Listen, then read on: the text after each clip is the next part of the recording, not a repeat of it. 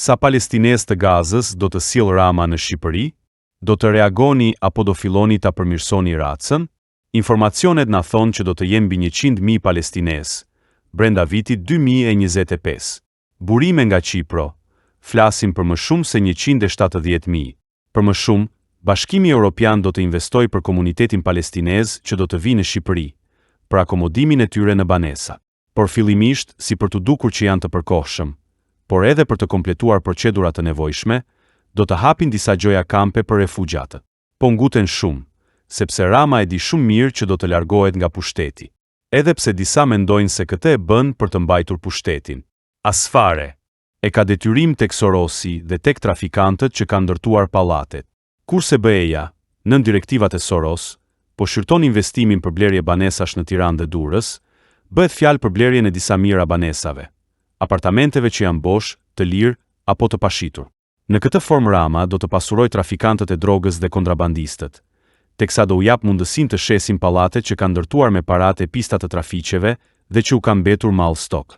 Marrëveshja sipas burimesh të huaja gazetareske është mbyllur mes Ramës dhe të dërguarit e palestinezëve në Tiranë, përpara zgjedhjeve të majit, që sigurisht në sfond është Soros dhe majtistët e Amerikës. Kjo është shoqëria e hapur që disa duan ta mbajnë ende në pushtet. Takimi i marrëveshjes për të pranuar palestinezët e Gazës në Shqipëri është zhvilluar ditët e fundit të prillit 2025 në godinën e kryeministrisë në Tiranë. Fillimisht dyndjet nga Gaza do të stacionohen në kampe në Korçë, Gjirokastër dhe Vlorë. Në Korçën e Ortodoksisë do i pozicionojnë në zona rurale ku xhamit janë mjaftueshëm të mëdha për arsye të ditura. Në Gjirokastër, provizorët palestinez do të ikin vetë duke rendur për arsye të ditura. Kuptohemi, besoj. Për arsye po kaq të forta, por edhe më ekstreme, palestinezët nuk do të qëndrojnë dot as në Vlorë, përveç krahut të punës në sektorin e ndërtimit, që do u jeti nevojshëm vlonjatëve. Më pas, turmat migratorë refugjate do të zbarkojnë në Shqipërinë e Mesme dhe në bregun e Adriatikut, deri në veri. Banesat bosh në këto zona janë me mira, përrjedhoj, edhe biznes do të bëhet, edhe palestinezët do të strehohen, edhe përjetësisht do të ngulen në kufit perëndimor të ish-perandorisë otomane, duke tjetërsuar demografikisht një popull.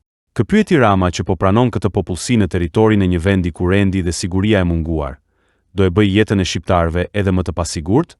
Edvin Edi Paulin Rama është ai që i dha dërmën Shqipërisë ku u lindët dhe u rritët. Ky njeri të cilin, në vitin 2013 shqiptarët votëshitës e sollën në pushtet, e shkatërroi atë vend. Nuk ka pushtues që i ka bërë Shqipërisë gjëma më të mëdha se Rama. Votuat Ramën? Mirë bët, tani ikni nga sytë këmbët. Mast Channel. Please subscribe.